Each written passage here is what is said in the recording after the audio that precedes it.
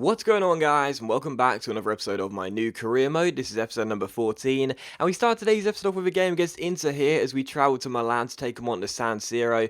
As you can see by the league table, we are top of Serie A right now by 7 points, clear of Fiorentina in second place, also 8 points I think it was clear of our rivals Juventus, who are currently sitting in third place, but they do have a game in hand on us. So coming into this game, we had to ask ourselves the question, 17 games remaining in the league, are we really title contenders? Because these are the games where we have to step up and put in the big performances, because Inter, despite not having the best season of their lives right now, still do have a really decent squad, and the first chance would fall to the home side and the first goal would fall to the home side as well. Just 7 minutes in, Rodrigo Palacio captaining Inter makes it 1-0 to the home side there with his rat tail, and that was just really poor defending and the worst possible start to what was going to be a game which would really try and put the cat amongst the pigeons and show people that we are definitely title contenders, even though this is only our first season of management of Torino. Still, Palacio does make it 1-0 to Inter, so the worst possible start coming into this game. We had a good chance to equalise though just 4 minutes later as Gagliardini gets on the ball and shoots from range. He did score 2 in his last game against Hellas Verona away from home, but he can't score there and it goes over the bar, so still 1-0. Good chance for Inter to get themselves 2 goals up here, this shot being well saved by Pedelli though, and it was still 1-0. And in the 33rd minute, another great chance for Inter Milan as they go down the left-hand side here, played inside towards Gary Medel. Medel picks out Palacio, looking for his second goal of the game, but Pedelli makes the save, and then Kovacic's header goes over the bar and behind for a goal kick, so still 1-0. 9 minutes before the half-time break, another good chance for Inter Milan here. Shaqiri flicks it back towards Palacio, takes a touch, takes it around his man and shoots, but it goes just wide of the post and behind for a goal kick, so Palacio really feeling it in the first half. And in the second half, just a couple minutes after the restart, again Inter Milan went in search of a second goal. Icardi takes it around Engels, goes through and shoots, but puts the ball onto the post and it goes behind for a goal kick, so still Inter 1, Torino 0 in this game. In the 52nd minute, yet another chance for Inter Milan to grab a second goal. This header by Kovacic is brilliantly stopped by Pedelli. What a save that was as he keeps us in the game. And in the 65th minute, it was still just 1-0 to Inter, but as Martinez gets on the ball here, he plays it out wide towards Gonzalez. This is a great chance for an equalising goal. He spread the play, get inside, it's whipping across to the far post. Poloski wins the header, but it goes just over the bar and behind for a goal kick. So still 1-0, went in search of an equalising goal here. But to be honest, for the entire game, it was all Inter. Like, seriously, the pressure they were putting us under was relentless. And as Dodo finds Hernandez here, we get the ball away only as far as Shaqiri, who flicks it backwards. Comical defending. Palacio plays it into Shaqiri, back heels towards Hernandez, and somehow the former Lazio and Sao Paulo midfielder can't hit the target. So still 1-0 as the Brazilian Spurs a great chance to make it 2-0. 84th minute came and another great chance for Inter. Pedelli makes another save to keep it at 1-0. He was really busy in this game, and it was still just 1-0 to the home side. And from the corner, Gary Medel swings in across. The former Cardiff man looks for Hernandez, picks him out, and the Brazilian's header goes over the bar and behind for a goal kick. So still Inter 1, Torino 0. And for the entire game, I was thinking, when are Inter going to score their second goal? Because it's been going on for a long time now, but we were still in the game going into the final couple of minutes. And as Lazaro whips in across here, he picks out Martinez with a free header, and he hits the post, and Inter scramble the ball away as the Venezuelan almost equalised there, just as the clock was about to tick over to the 90th minute mark. So still 1-0,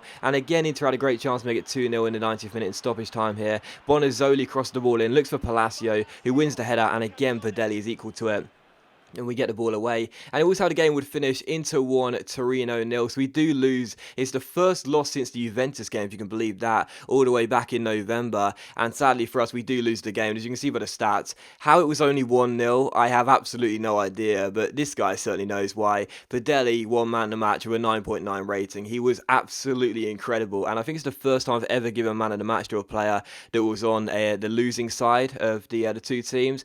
But yeah, Pedelli was just extraordinary in that game, and I have absolutely no idea how he wasn't beaten for at least a second time. The amount of chances Inter had in that game was just absurd, and that was a game which I said coming into the game I was really hopeful that we'd win the game by 2 or possibly even 3 goals, really put the cat amongst the pigeons and say, yeah, we're going for the title this season. I was all over the place. Like, it's genuinely the worst game I've played when managing Torino this year. I couldn't do anything. Inter were just relentless with the pressure, and if it wasn't for Pedelli, we would have lost that game by 4 or 5, possibly even 6 goals. It was absolutely extraordinary how well he played. But despite the individual praise for the goalkeeper, the fact still remains we did lose the game. It is our first league defeat since all the way back in November against Juventus. Disappointed about that, and my personal performance when controlling the players was just not good enough. So coming to this game, we had to return to winning ways, and the first chance would fall in the 8th minute here, as we get ourselves a chance, and Cagliari's defending was absolutely diabolical. Cagliari has a strike there, but it goes wide of the post and behind for a goal kick, so still 0-0, but we should have taken the lead there as they tried to scramble the ball away but couldn't succeed in doing so. So still 0-0. Danilo then goes for range here in the 10th minute but can't score his second goal for the club.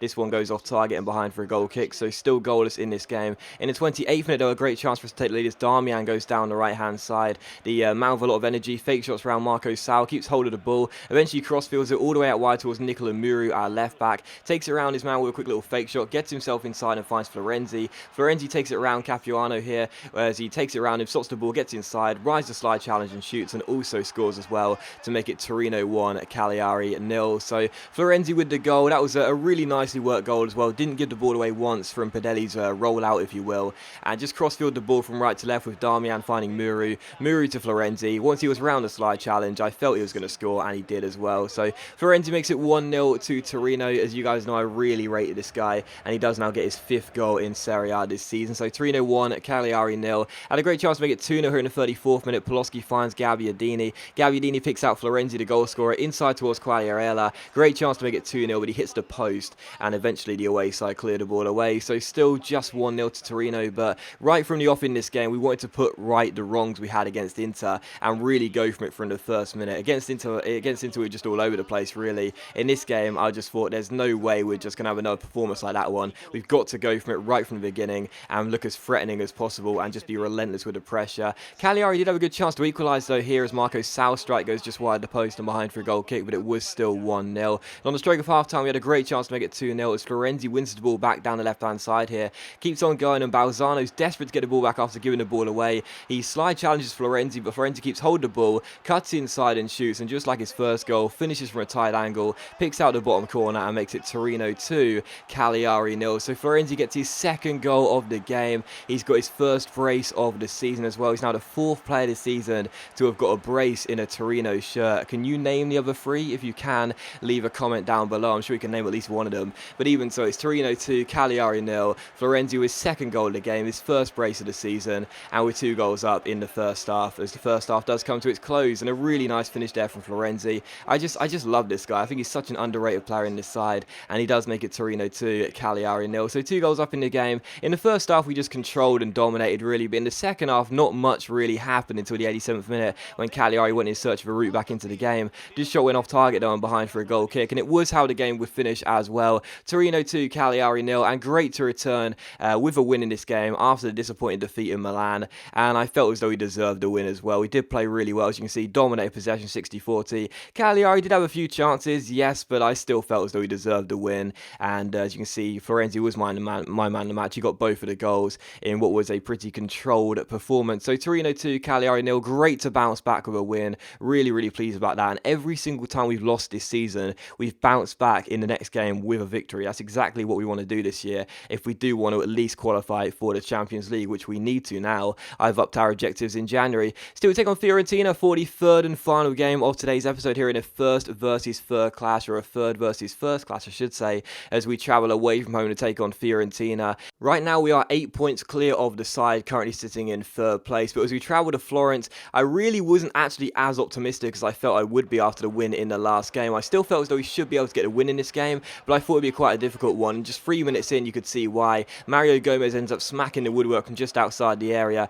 and Fiorentina looked as though they were going to lay down their intentions right from the off. However, just 6 minutes later, we would grab ourselves a penalty away from home here, as the former Manchester City defender Stefan Savic lunges in needlessly as Muru goes round him, and the referee has no hesitation in awarding a spot kick there. So Savic gives away the penalty, and it's a great chance for Poloski to get his 17th goal of the season and make it Fiorentina 0, Torino 1, and he does as well. It's not really the most convincing of penalties he'll take, but he still grabs the goal. The goalkeeper was rooted to the spot, and Poloski just slots it in and makes it Fiorentina 0, Torino 1. So usually I smash it to the top corner. This time I thought I'd do something different, and it didn't really work out exactly how I wanted it to. Thought it was going to go right into the bottom corner. Instead, it was pretty central, to be honest, but it found the back of the net, and that's the most important thing. So Fiorentina 0, Torino 1, as we take the lead in this game. game. Tyson went close to equalising there in the 17th minute. This shot just over the bar though, and behind for a goal kick. And in the 21st minute, a great chance to make it 2-0. Danilo sprints down the right hand side, drills in a cross, but Quagliarella is denied by a very good save by Nato, and Fiorentina clear. So still 1-0. But another great chance to make it 2-0 in the 44th minute. Poloski takes it round Rodriguez, sprints through the middle. Great chance here, but the shot is well saved by Nato, and we can't turn in the rebound either. So still just 1-0 to Torino. But the first half, despite Fiorentina hitting the woodwork and Tyson going pretty close, was a half in which I felt as though we deserved to be leading going into the break. But in the second half here, just 7 minutes after the restart, they swing across, and Mario Gomez wins the header and does make it Fiorentina 1, Torino 1. So Gomez winning the header there, and he was looking threatening right from the off. Did hit the post in the first few minutes, and he was looking like a real threat. What I really like about Mario Gomez is that his positioning is really good in FIFA. He always seems to be in the right areas when you need him to be as a striker. As you can see here, he peels off the last defender by Balanta, wins the header, and does put it past Padelli as it clips the inside of the post, and it's Fiorentina 1, Torino 1. So the German makes it 1-1, and Fiorentina are back on level terms. In the 66th minute, again, Gomez went pretty close, and another header there. This time goes just over the bar and behind for a goal kick. So still 1-1 as we were on level terms. But in the second half, Fiorentina really came out of the blocks flying, looking to grab themselves the equaliser and then the winner as well. Aquilani down the left-hand side, there's a good chance here as he takes it around Darmian, goes outside the area, then eventually crosses the ball in, looks for Joaquin, who wins the header, and it hits the bar and goes behind for a goal kick. So Fiorentina putting us under a lot of pressure, but it was still 1-1. And it was how the game would finish as well, a score draw. Probably the fair result, to be honest. Fiorentina might have claimed they could have edged it, especially because of their second half performance, but I think a score draw was the fair result in the end, and that was the result. So a 1-1 draw in the third versus first battle. I still think we are definitely title contenders, but you know, we got to play better in these games, and especially in the one against Inter, if we do want to win the Serie A title in the first season. But that does end the episode, guys. So as always, a big thank you for watching the video. Really hope you have enjoyed it. If you have enjoyed the episode, then please do leave a like, and I'll see you for the next episode of my new career mode very soon.